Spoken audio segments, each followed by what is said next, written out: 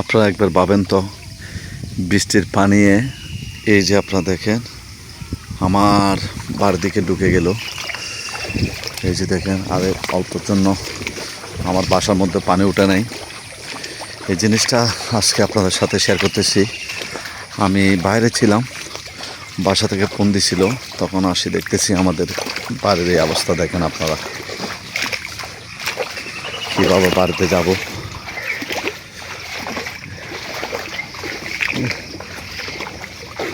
এতে মাছ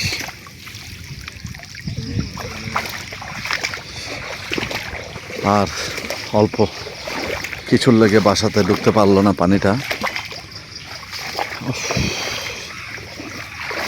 দেখেন বাড়ির পিছনে পানি, পুরো প্রচুর পানি হয়ে গেছে।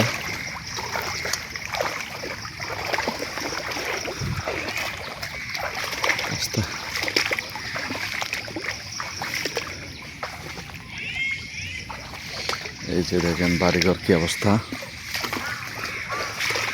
আল্লাহ, এই যে আমাদের পুকুর, এই যে আমাদের বাড়িঘর।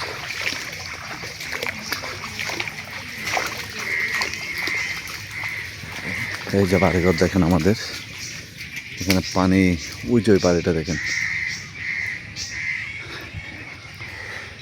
আর যদি প্রচুর পরিমাণ যদি আবার যদি বৃষ্টি হয় তাহলে ওই বাড়ির মধ্যে পানি উঠবে। এই যে দেখেন কি একটা অবস্থা, গ্রামের মানুষেরা কি যে কষ্ট জীবনযাপন করতেছে। এই যে দেখেন, এই পানিগুলো আর ব্যবহার হবে না, কারণ দূষিত পানি, এখানে লবণাক্ত পানি সব কিছু মিক্স হয়ে, আর এখানে কেউ ব্যবহার করতে পারবে না। দেখেন, ওরে আল্লাহ, একবার ভাবেন তো এখানে পুকুরের পানি কি অবস্থা। মানুষ টয়লেটে যেতে পারতেছে না। ওইদিকে দেখেন,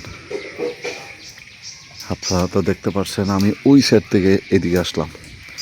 যাই হোক, সবাই ভিডিওটা শেয়ার করে অন্যকে দেখার সুযোগ করে দেবেন।